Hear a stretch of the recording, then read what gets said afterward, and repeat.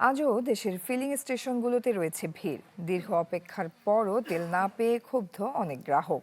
এ নিয়ে আরও খবরাখবর জানাতে বিজয় সরণি এলাকা থেকে সরাসরি যুক্ত হচ্ছেন সহকর্মী সজল শাইক। চলে যাচ্ছে তার কাছে।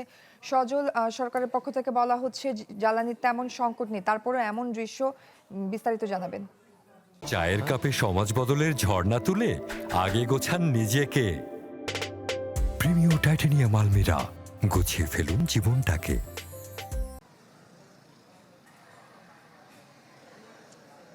সরকারের পক্ষ থেকে বলা হয়েছে যে জ্বালানি তেলের সংকট নেই, কিন্তু মাঠ পর্যায়ে আমরা বিগত কয়েকদিন যাবৎ যে দৃশ্য দেখতে পাচ্ছি আসলে দীর্ঘ লাইন পাম্পগুলোতে, এবং অধিকাংশ তেলের পাম্প আজকে আমি যেটি ঘুরে দেখেছি যে অধিকাংশ তেলের পাম্পে কিন্তু তেল নেই, এবং বলা যায় যে এক প্রকার পাম্পগুলি হাহাকার করছে এমন অবস্থা।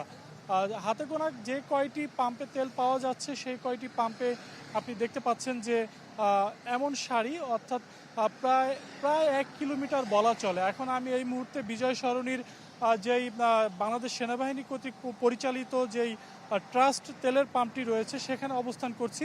ঠিক এই পাম্পটি থেকে প্রধানমন্ত্রীর কার্যালয় পার হয়ে জাহাঙ্গীর গেট পার হয়ে কিন্তু সারি চলে গিয়েছে। অর্থাৎ বলা যায় যে আসলে প্রায় 1 কিলোমিটার দীর্ঘ পথ কিন্তু এই অপেক্ষমান ক্রেতারা তারা তাদের যে কাঙ্ক্ষিত তেল তার জন্য অপেক্ষা করছে। এবং আমি কয়েকজন মানুষের সাথে কথা বলেছি যারা তেল নিতে এসেছে, তারা বলছে যে অনেকেই কিন্তু ভোর থেকে, অর্থাৎ সেহরি খাওয়ার পরই কিন্তু তারা লাইনে দাঁড়িয়েছে।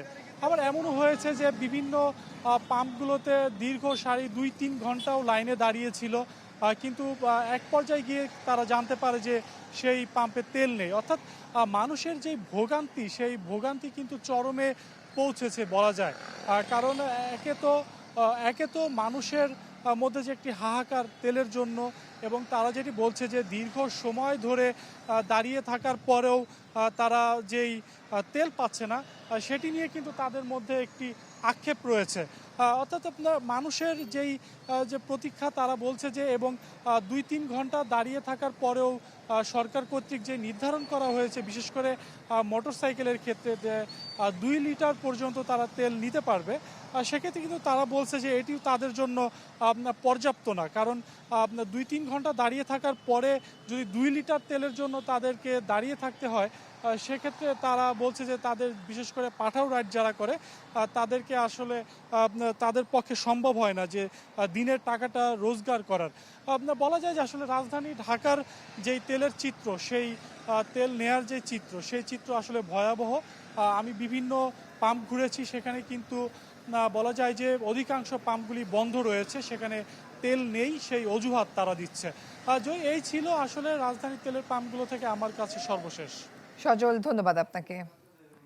দর্শক, আজও দেশের ফিলিং স্টেশনগুলোতে রয়েছে ভিড়, সেই বিষয় নিয়ে বিস্তারিত খবরাখবর জানছিলাম আমরা।